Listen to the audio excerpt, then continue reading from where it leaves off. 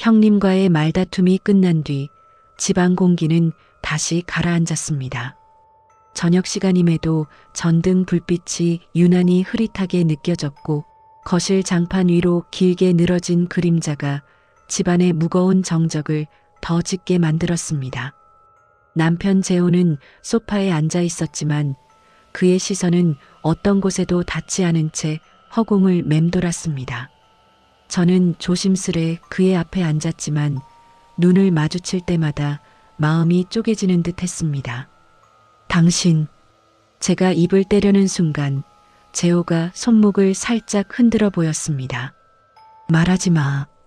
그냥 잠깐만 있어줘. 그 한마디가 너무 아팠습니다. 그는 사람을 밀어내는 게 아니라 상처가 너무 커 말을 잃은 사람이었습니다. 정말이지 말 한마디조차 큰 바람처럼 흔들릴 것 같은 얼굴이었습니다. 저는 조용히 그의 옆으로 다가가 앉았습니다. 부엌에서 전자레인지 돌아가는 소리가 들리고 장판 및 온돌의 따뜻함이 발바닥에 조금씩 전해져 왔지만 그 온기가 그의 마음까지 닿지 못한다는 게 너무 뚜렷하게 느껴졌습니다. 재호는 손으로 이마를 짚으며 낮게 중얼거렸습니다.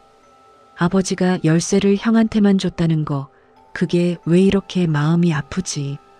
당신이 그렇게 느끼는 게 당연하지. 제가 말하자 그는 씁쓸하게 웃었습니다. 너도 모를 거야. 어릴 때부터 아버지한테 칭찬 한번 들으려고 얼마나 눈치 봤는지. 그런데 마지막 열쇠마저 형한테만 주셨다니 난 그냥 아무것도 아닌 사람 같아. 저는 할 말을 잃었습니다. 그의 말 사이사이에서 오래된 울음이 스며 나오는 것 같았기 때문입니다. 그동안 그가 무엇을 참아왔는지, 어떤 마음으로 이 집에서 버텨왔는지 그제야 조금 보이기 시작했습니다. 당신 잘못 아니야. 제가 그의 손등을 잡아주었습니다. 하지만 그는 고개를 저었습니다. 아니야. 형 말이 맞아. 나는 어릴 때부터 마음이 여린 것뿐이 아니라 중요한 순간마다 항상 뒤에 있었어. 그러니까 아버지도 마지막까지 나를 믿지 않으셨던 거겠지. 그 말이 끝나자 그의 어깨가 조금씩 떨렸습니다. 저는 그 떨림을 보며 마음속에서 결심 하나가 단단해졌습니다. 이대로 무너지게 둘 수는 없다.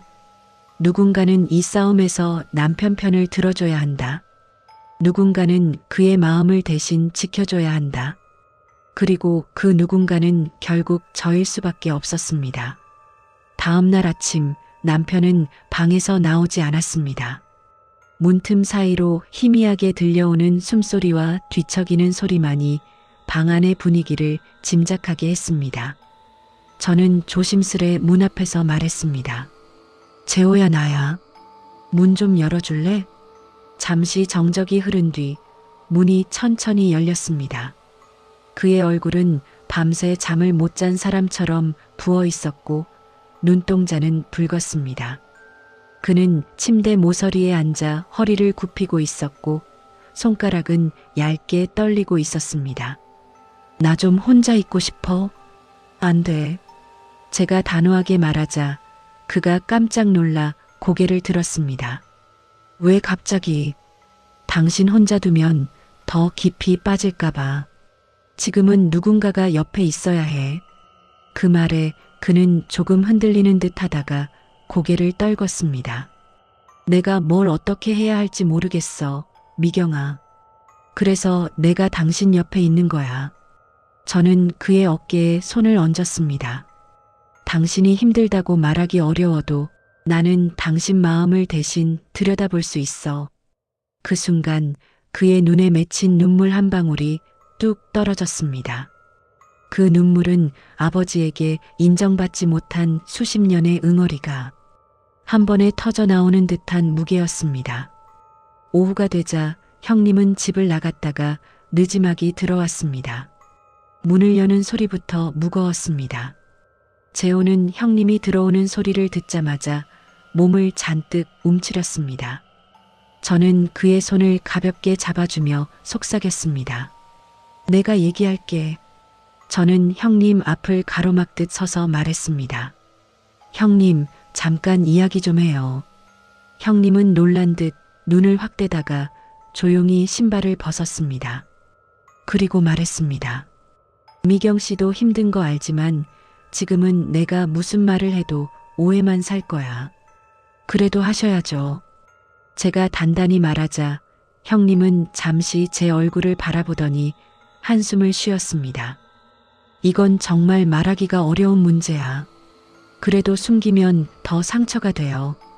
그게 아니라 형님은 말을 망설이다가 결국 입술을 깨물었습니다. 나는 재호 지키려고 했던 건데. 그 말을 듣는 순간 저는 몸이 굳는 걸 느꼈습니다. 그의 얼굴에는 배신이나 의도적 숨김이 아니라 두려움이 떠 있었습니다. 지키려고요?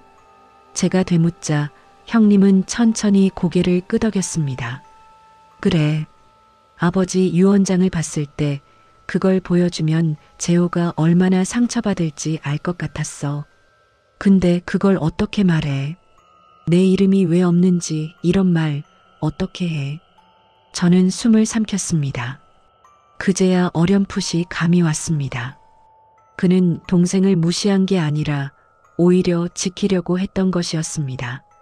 하지만 그 방식이 잘못되면서 형제 사이가 더 깊이 갈라진 것이었습니다. 그래도 형님, 제가 말했습니다. 지금은 말해야 해요. 말이 없는 게 더 큰 상처가 되고 있어요. 형님 눈가에 미세하게 빛나는 물기가 맺혔습니다. 나는 진짜 어떻게 해야 하는지 모르겠다.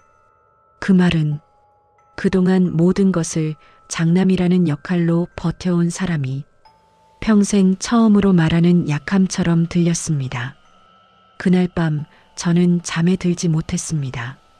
재호는 방에서 조금씩 평온을 되찾아가고 있었지만 형님의 표정이 계속 머릿속에 떠올랐습니다. 두 사람이 서로를 미워하는 게 아니다. 서로에게 말하지 못해 이렇게까지 뒤틀린 것뿐이다. 그렇다면 누군가는 이 매듭을 풀어야 한다. 서랍장 앞에 앉아 있을 때 저는 문득 아버지가 남겼던 말이 떠올랐습니다. 때가 되면 알게 될 거다. 그 때를 누가 만드는 걸까? 시간이 저절로 만들어주는 건 아닐 것이다. 어쩌면 누군가가 용기를 내어 서랍장 문을 여는 순간이 바로 그때일지도 모른다. 저는 서랍장에 손바닥을 조심스레 얹었습니다. 나무결이 차갑지만 단단하게 느껴졌습니다. 손끝으로 느껴지는 그 냉기 속에서 오래된 마음의 무게가 전해지는 듯 했습니다. 이 집의 문제, 이 집의 매듭, 누군가가 열지 않으면 풀리지 않는다. 그리고 저는 그날 처음으로 한 가지 결심을 했습니다. 내가 열겠다. 이 서랍장을, 이 집안의 다친 마음을, 남편이 더 상처받기 전에. 결심은 조용했지만 손끝은 미세하게 떨렸습니다. 그러나 그 떨림과 함께 저는 처음으로 이 문제 앞에서 도망치지 않겠다는 마음을 세웠습니다. 다음 날 아침 집안에는 어제보다 더 깊은 고요가 깔려 있었습니다. 마치 모두가 각자의 방에 숨어 마음을 끌어안고 있는 듯한 정적이었습니다. 저는 일찍 눈을 떴지만 어둑한 거실에 혼자 서 있는 느낌이 들었습니다. 밥솥에서 보온등이 깜빡이며 저를 향해 작은 소리를 냈지만 그마저도 쓸쓸했습니다.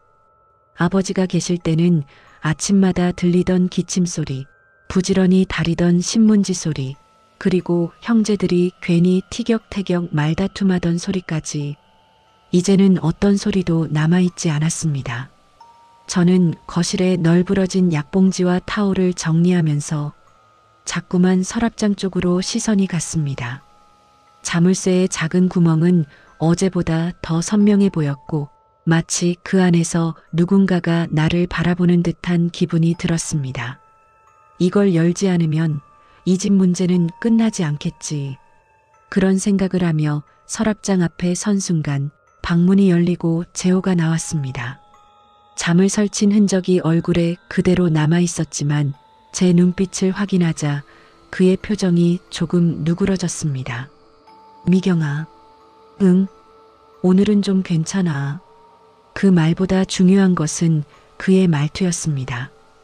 어제와는 다르게 약간의 힘이 들어 있었고 그는 더는 주저앉아 있지 않은 사람의 표정이었습니다. 하지만 그는 끝내 서랍장을 보지 않았습니다. 눈에 보이는 것도 마음에 닿는 것도 무서운 사람처럼 시선을 일부러 피해가는 느낌이었습니다. 저는 대신 그의 손을 잡고 말했습니다. 당신 혼자 두지 않아. 이 문제는 우리가 같이 해결할 거야. 남편은 작은 고개 끄덕임으로 답했습니다. 오후쯤 되어서 저는 아버지 방 정리를 시작했습니다. 방 안에는 오래된 옷장, 바랜 이불, 그리고 모서리가 다 다른 서류 상자 몇 개가 있었습니다.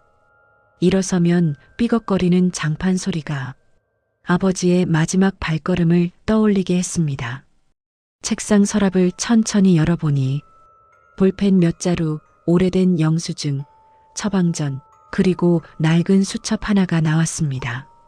갈색 가죽 커버는 손때로 반질거렸고 안쪽에는 조그맣게 아버지 이름이 적혀 있었습니다. 저는 숨을 들이켰습니다. 손끝이 저절로 떨렸습니다. 수첩을 조심스럽게 펼치자 중간쯤 접힌 종이 한 장이 눈에 띄었습니다. 몇 번을 접었다 폈는지 가장자리가 다 닳아 있었고 종이는 누렇게 발해 있었습니다. 그리고 그 위에 흐릿하지만 분명한 글씨로 몇 줄이 적혀 있었습니다. 동수 씨, 아이들에게 말하지 마요. 재진이는 상처받을 거예요. 그 서랍장은 당신 뜻대로 하세요. 시어머니 글씨였습니다. 저는 입술을 조금 벌린 채 한참을 멍하니 종이를 바라보았습니다. 손끝으로 글자를 천천히 더듬어 보니 시어머니의 삐뚤빼뚤한 위로 여러 감정이 엉켜 올라왔습니다. 이건 시어머니가 남긴 말, 뭘 말하지 말라는 거지? 누가 상처를 받을 거라고? 그리고 서랍장은 당신 뜻대로라니. 그 순간 아버지와 형, 남편 사이의 관계가 머릿속에서 조각조각 붙기 시작했습니다. 하지만 여전히 빠진 조각이 있었습니다. 저는 종이를 들고 거실로 나왔습니다. 형님 방 문을 두드렸습니다. 형님, 잠깐 이야기 좀. 문이 열렸을 때 형님 얼굴은 놀라울 정도로 지쳐 있었습니다. 밤새 잠을 설친 사람의 표정이었고 눈빛에는 깊은 고민의 흔적이 비쳐 있었습니다. 제가 종이를 건네자 형님 얼굴이 순간 굳었습니다. 이건 어디서 찾았어? 아버지 방 정리하다가요.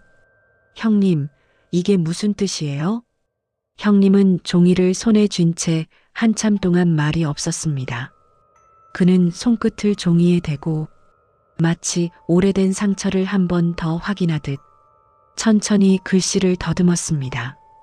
엄마가 마지막에 남긴 말이야. 목소리가 낮고 무거웠습니다. 아버지께 내가 오해할까봐 걱정하셨던 거지. 그는 숨을 길게 내쉬었습니다. 나는 어릴 때부터 아버지가 제 옷만 챙긴다고 믿었어. 형님, 그래서 늘 열등감이 있었지. 내가 장남인데도 형제 중에 내가 더 부족한 사람 같았어. 형님의 고백은 생각보다 훨씬 깊었고 저는 그의 표정을 보며 그가 평생 마음에 묶어둔 매듭이 얼마나 크고 질긴지 비로소 실감할 수 있었습니다. 엄마가 그걸 아셨어. 그래서 아버지가 유언장을 어떻게 쓰든 나한테 충격이 될까봐 걱정하셨던 거야. 저는 숨을 삼켰습니다. 그럼 서랍장 안에 있는 유언장은 나 때문이야. 형님이 잘라 말했습니다. 아버지가 나를 생각보다 더 많이 사랑했다는 걸 나는 너무 늦게 알았어. 그의 목소리가 살짝 떨렸습니다. 그래서 그걸 어떻게 동생에게 말하나? 어떻게 보여주나? 그게 너무 두려웠어. 말이 끝나자 거실 공기가 한순간 무너져 내리는 듯 했습니다. 저는 종이를 바라보며 형님의 마음이 이전과는 전혀 다른 모습으로 느껴졌습니다. 그는 동생을 얕본 것이 아니라 동생을 지키려 한 것이었고 동시에 자신을 지키려 한 것이기도 했습니다. 하지만 그 방식이 잘못되었고 그 잘못된 방식이 형제 사이의 상처를 더 깊게 만들었습니다. 형님이 고개를 떨구자 저는 조심스레 말했습니다. 형님, 이건 혼자 짊어질 문제가 아니에요. 그럼 어떻게 하라는 거야? 재호도 알아야죠. 둘이 서로 오해만 하고 있잖아요. 형님은 아무 말 없이 조용히 주저앉았습니다. 그는 마치 평생 묵혀둔 진실 앞에서 더 이상 숨을 곳이 없다는 듯한 표정을 짓고 있었습니다. 무서워. 형님이 낮게 말했습니다. 재호가 나를 어떻게 볼지 그게 너무 무서워. 그 말은 그가 평생 동생에게 한 번도 보여주지 않았던 진심이었습니다. 저는 그의 옆에 앉아 조용히 말했습니다. 두 분이 서로를 미워하지 않는다는 거 저는 알아요. 하지만 아버지 유언장 때문에 싸우게 될 거야. 싸우더라도 진실을 보고 싸워야죠. 지금처럼 숨겨진 걸로 상처받는 것보다 나아요. 형님은 고개를 천천히 들었습니다. 그의 눈가에는 미세하게 눈물이 고여 있었습니다. 미경 씨, 그는 처음으로 아주 약한 목소리로 말했습니다. 고마워. 그날 밤 저는 방으로 돌아와 침대 끝에 걸터 앉았습니다. 남편은 곤히 자고 있었지만 그의 숨소리 속에도 아직 긴장이 남아있는 것 같았습니다. 저는 창문 너머로 스며드는 가로등 불빛을 바라보며 조용히 생각했습니다. 이 집 문제를 풀 열쇠는 형도 남편도 아니라 아버지가 남긴 그 서랍장 안에 있다. 그리고 그 서랍장을 열기 위한 진짜 열쇠는 형님 마음속에 꾹 눌러 담겨 있던 말들이었습니다. 시어머니의 쪽지는 단순한 종이 한 장이 아니라 이 집안을 움직이는 숨겨진 비밀의 시작이었습니다. 저는 그 비밀을 풀 실마리를 드디어 손에 넣은 셈이었습니다. 그리고 다음은 서랍장을 여는 일만 남아 있었다.